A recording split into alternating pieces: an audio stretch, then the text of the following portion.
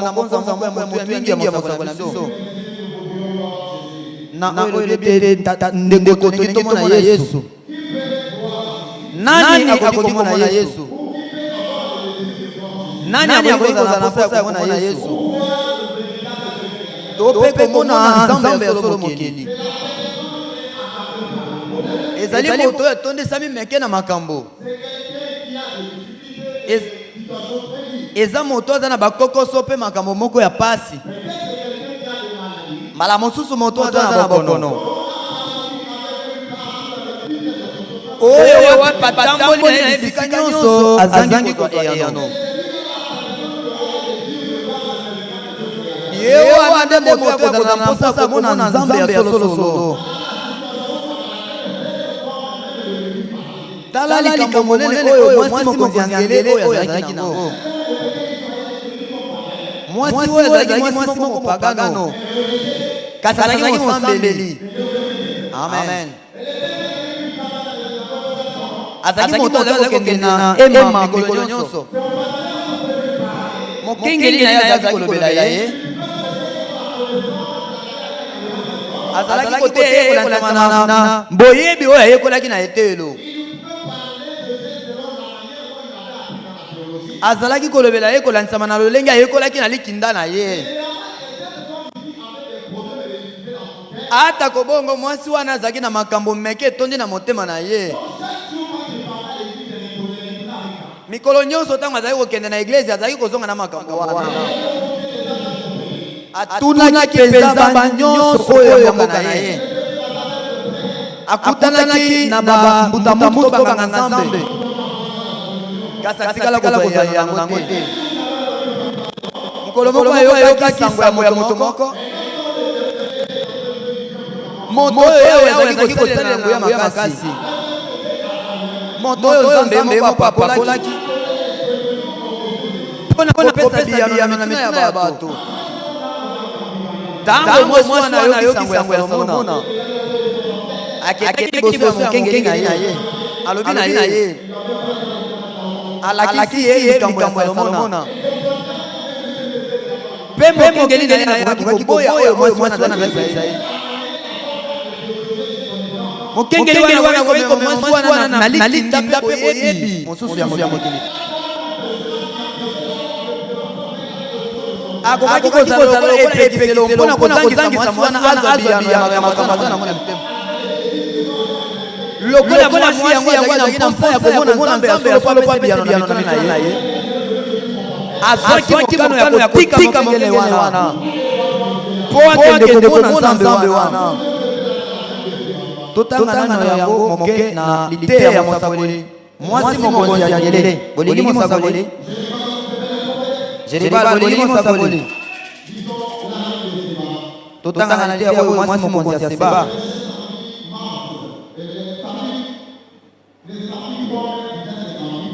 était amené les 3 mai 58 na paragraphe 29 qui non a 30 sikoyo mwasi mokonzi ya ngele oyo ayokaki yango alobi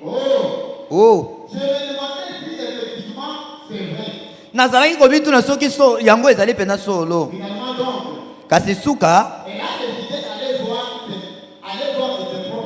aye kozwa mokano mpo akende komona na miso na ye moko nalingi yango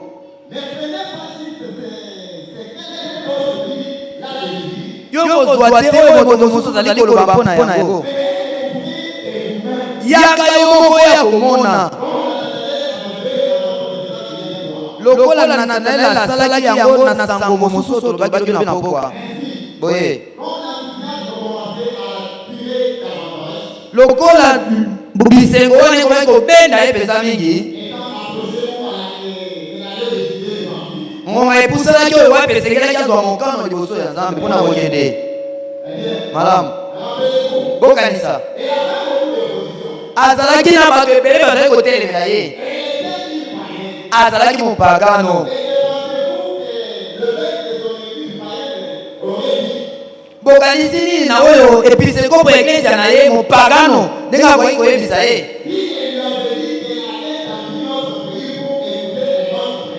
soki mwasi wana okoki koyebisa ete azokende na mboka mosusu mpo ayoka motei mosusu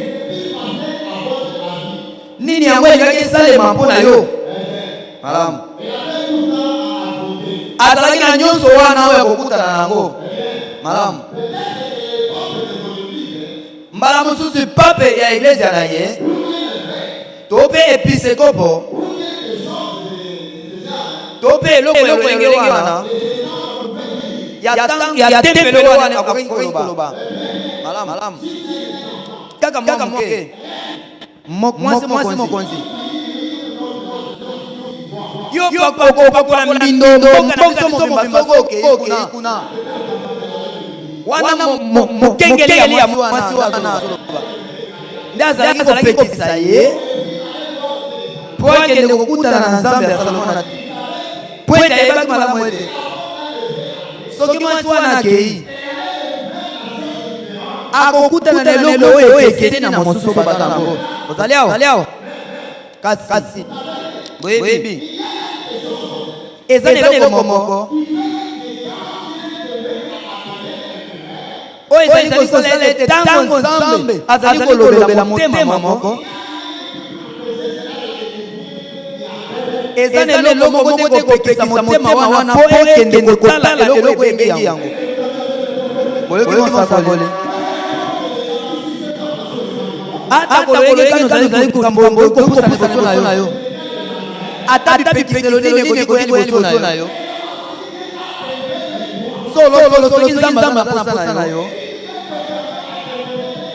soki alingi atalisa yo nzela ya kosala likambo solo akosala na lolenge na ye nyonso akobongisa na mikolo nyonso mpo alongola yo na esika ozalaki mpe amema yo na esika yo ozali mpo oyeba ete eza na nzambe ya solo aza na bomoi nzambe apambola bino ntango nzambe abandi kobenga ye ayebi simbala mosusu nganga nzambe wana nazali kokanisa ete ndeko nakokende penza ngai moko nakende komona bosimba tala biso kokumemela nzambe ya makambo ebele kufa biloko ebele kufa oyo epesamela na biso mpe tozomona te eloko kotemwana te kaka likinda na makomi oyo ekomami na etando to mpe eloko ya lolenge wana kasi babelela lisolo ete nzambe na bato aza solo eske eza na moto oyo andimaki ete nzambe na biso aza solo yoka mpe azali komitalisa mbala moko mpe azosala yango na miso ya bato nyonso ngai nalingi nzambe ya lolenge wana nzambe ya masolo te nzambe ya lelo nzambe azolenge lobi lelo bela seko ata kondenga azalaki lobi aza lolenge moko lobi lelo na lolenge nyonso komonela alobi nakokende kaka komona ye amen mwasi oyo mpenza azwaki mokano atalaki te oyo mokengeli azali koyebisa ye atalaki monene ya ema na bango te lokola azalaki na makambo ezotungise na motema amoni mpenza malamu ete alobi esali mbula ebele eumeli mingi nazalaki na moto oyo ata kwazali na diplome ya université ata kwazali na boyebeli na nzambe ata koyeba kotangi likinda kasi oyo nga naza nango posa ezali ya kozala na boyeba to mpe likinda na ye te kasi oyo esengeli na ngai ezali nde nakutana na nzambe mokeli oyo azali komona motema mpe azozala na kati nzambe akozala na makoki ya kopesa ngai na makambo tikanga koyebi eloko moko boyebi na biso ata likinda yango ekokitisa nzambe na mosala te. Amen. Boyebi likinda yango ekotalisa nzambe te. Kasi nini esengeli mpona kotalisa nzambe? Esengeli na nguya moko ya lisekwa oyo ekotalisa nzambe ya solo, oyo aza na ngundanda te, kasi nzambe ya sekwi. Amen. Nzambe aponaka moto moko na nzela na ye oyo akosalela mpona kopesa biyano na bato mosusu. Eza moto nyonso te oyo amibengi motei nde akoki kotalisa nzambe. Nzambe azalaka na lolenge mibale ya bato. Totanga nano yango, totanga na pano publicitaire etando ezali kotalisa ye. Eteyami le 3 septembre 61 na paragraphe 41. Alingi ete moto moko ayoka eloko ya moto yango oyo komtindika kuna na tongwa po ako kozwa eloko ya yeli kozwa na tongwa lelo, kasi sengeli koyeba ete eza bisika nyonso te oyo koki kondende mpe okutani na nzambe mokili. Nzambe mokili aza na bato na ye, azali na bato na ye, bato oyo moko ayangi, oyo moko atangisi, oyo moko atindi mpona lobiko ya bato mosusu. Nzambe apambola bino. Paragraphe 41. Pe tozese bato oyo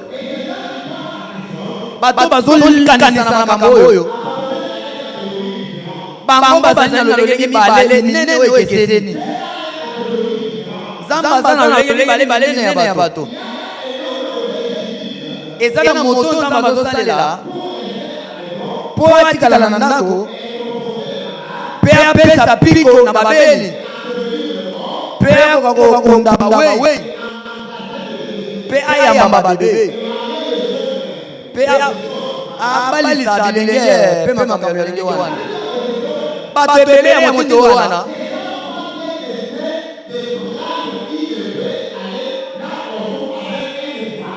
bayebaka te oyo ezali kozwa mopanga to mpe kozwa libangola kokende na bitumba mpona kokende kobunda. Mopanga monene oyo esimbami mpenza na maboko mibale, kasi etumba nini ezali ya kobundisa mona.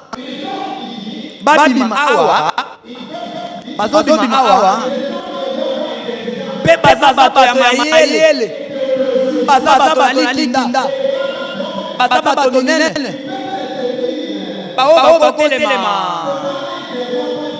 bazopesa penalite yango ya malamu mingi mpe baza na koloba na bango.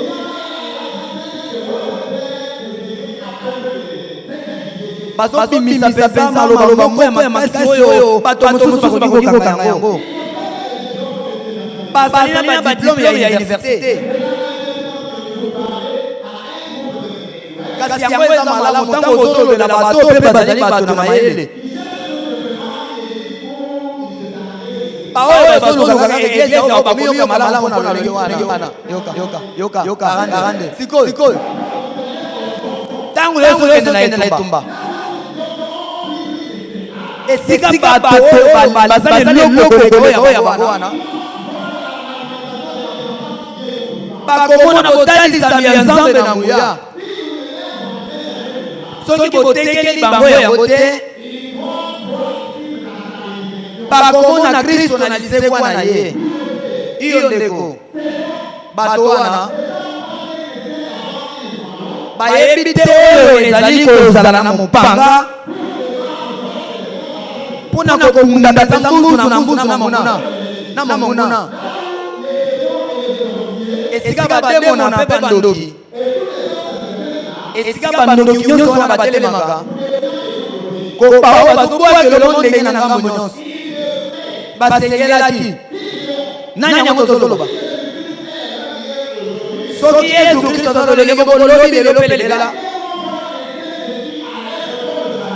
tikanga ina molimo santu ko sala lokola kala ndenge bozao général bozao mbala mosusu bakanga yo sama boboy na moto moko asa tangali kinda na moto azaki na ba diplôme belé à université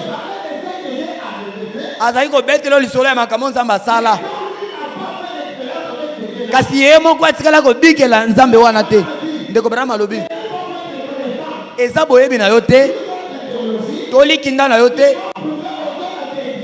oye kotalisa bato eza na nzambe bozali awa bomoni na yango okoki te kosalela boyebi na yo po otalisa nzambe kasi esengeli nguya ya lisekwa ya Yesu Kristo mpo na kotalisa nguya ya Yesu Kristo iyo mpe sikoyo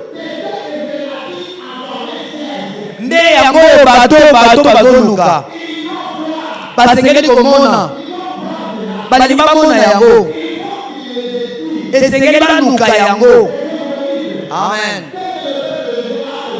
oyo libota na nzambe na naposa komona oyo mokili ezali koluka ezali kozala na eglise ya malamu te to mpe eza na mokengeli monene te to eza na biloko ebele te to eglise eza na mituka to biloko mosusu te kasi oyo bato baza na posa komona lelo eza komona Yesu moko wana sango azali kobika na ntango wana oyo azalaki kopakola Salomo na epakwa na ye za moto oyo abotamaki na masumu azobika na se ya makili ya bameme ntango boli mosango kopakolela epakwa na ye moto wana kopesa biyano na bato mosusu nde yango toza nango mposa lelo poso ezalaki bongo te yo olinga oyawa te soki yo oyawa eza mpona nzambe mokeli soki nzambe wana aza solo soki azali oyo tozoteya soki aza nzambe moko wana oyo asalaki na ntango ya Solomona soki aza nzambe moko oyo asalaki ntango azali na mokili soki tokumameli ye na bosolo atindikami kotalisa lisusu mpo na nini po ete na kati na biso awa tozali na basi ya ngele oyo mpe bauti mosika bozali awa tozala na bato bao bauti mosika bao bauti awa na Kinshasa te baye te mpona komona oyo tozali kasi baye mpona komona nzambe na biso soki ya solo nzambe wana aza na bomoi mpe azobika mpe azali kokita atindikami kokita bayanola na mituna na yo mpo ndeko na malobi soki ezali na bosambeli oyo ekoki kotalisa mokili ete mokeli nango aza na bomoi mpe aza na makoki ya kosala misala moko ezali nde bakristo soki toza bakristo ya solo bato oyo baza na nzambe ya solo na kati na so tokotalisa ye mpo na nini bato baza na posa ya komona baza na posa ya komona nzambe ya bilia nzambe ya ya kufa te kasi Yesu aza na bongo oyo atikaki kuna lelo awa lelo kuna ezalaki mokolo tout le monde était saisi par la crainte. Pourquoi? Parce qu'il y avait quelque chose. Il était dans le pays, dans le monde, depuis la composition du monde, cela n'était jamais fait. Il y avait un homme, pas comme tous les hommes, un homme différent, qui a été ressuscité, qui avait laissé la tombe vide. Cet homme-là était venu mourir, pas pour que tu puisses rester dans cette condition-là. Est-ce que vous êtes là? Si nous témoignons qu'il est vivant, il est censé accomplir et confirmer l'œuvre par laquelle il était mort. Qu'est-ce que vous me dites? lisons cela dans Messieurs, nous voudrions voir Jésus. Messieurs, nous voudrions voir Jésus. Nous avons besoin de le voir. C'est prêché le 9 janvier 1963. 9 janvier 1960. Paragraphe 16.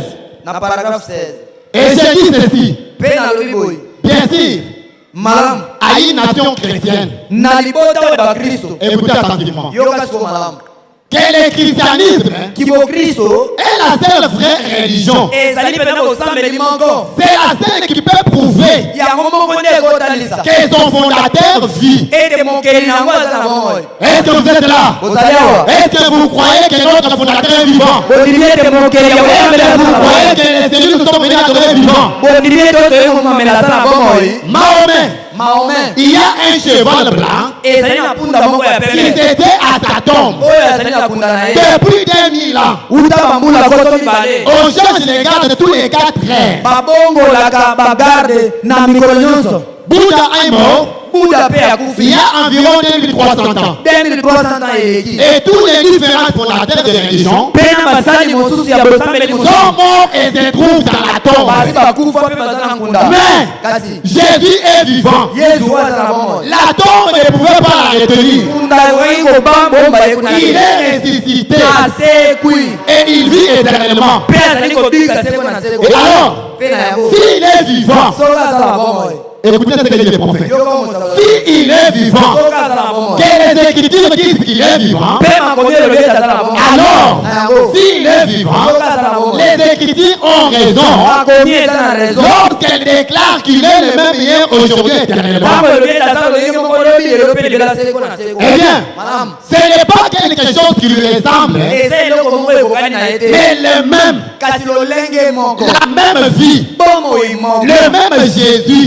Ainsi, nous avons le droit de demander à Dieu ce matin ou au Saint-Esprit qui est son témoin.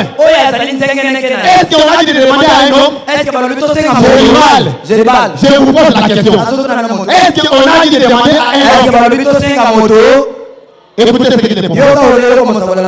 Nous avons le droit de demander à Dieu ce matin ou au Saint-Esprit qui est son témoin. Nous avons le droit de lui poser des questions.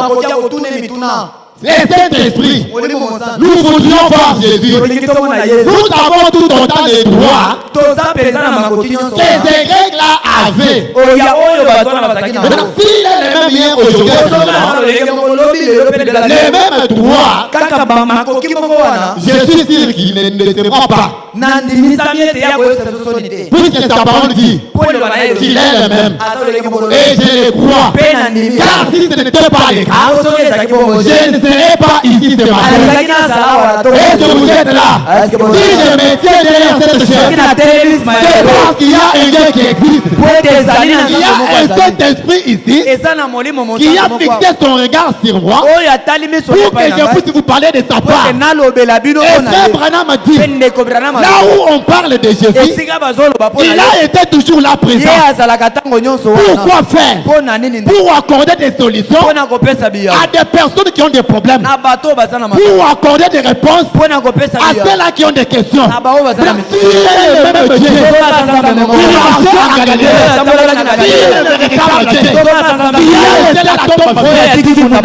Il est monté confondu. Regardez ce qui était fait. Il est le véritable Dieu. Les ennemis que nous adorons, il est censé se manifester. Frère Banamadi, on peut les Écritures, on peut prêcher, prendre le temps de prêcher, prêcher.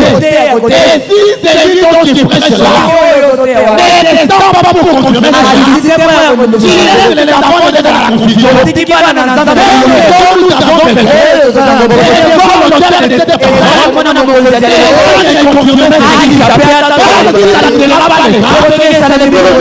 pas. Et si nous sommes dans les phrases, il est censé agir.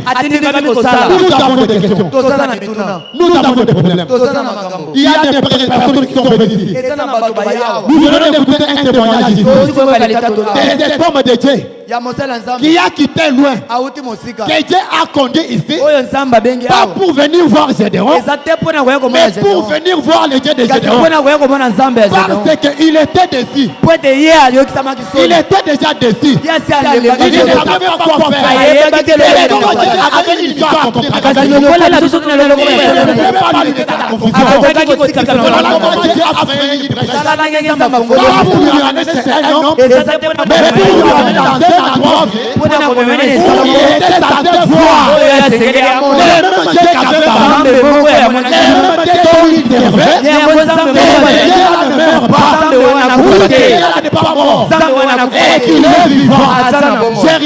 Jéribal. Si c'est même Dieu qui marchait avec Balaam, qui accomplissait les signes, s'il est là, si nous l'adorons, s'il est vraiment tout dans les pieds,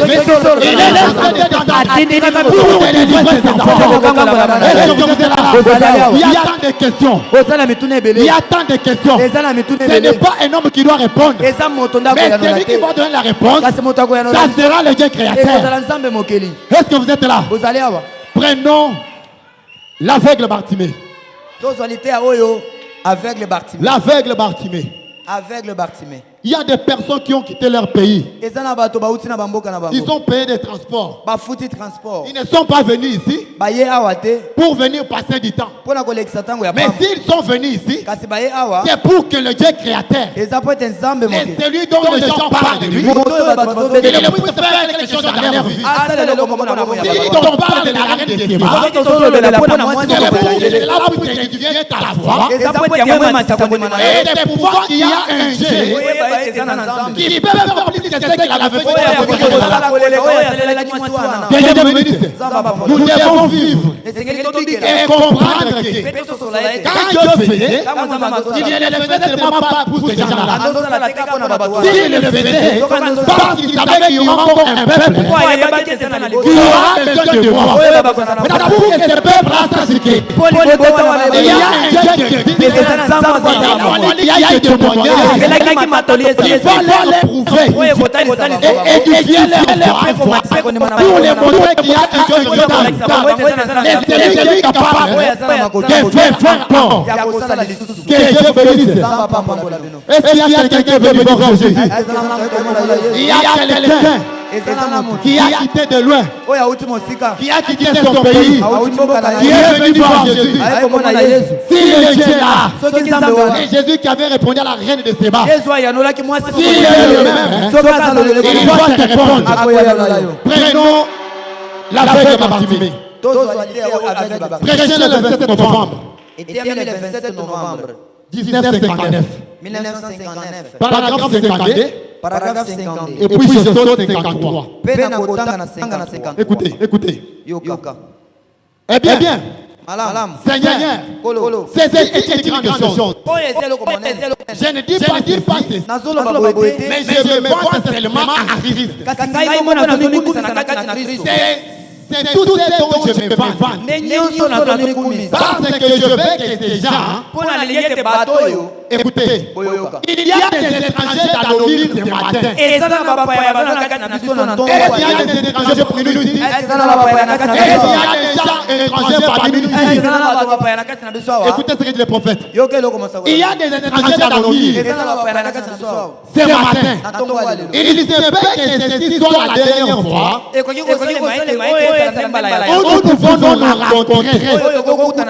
Mais lorsque nous arrivons là, à la porte de ce jour-là, je veux qu'ils sachent, Seigneur, que Dieu est prêt à venir. Et nous croyons cela. Nous croyons que tu as promis ces choses pour les derniers jours. Ils ont le droit de venir voir là.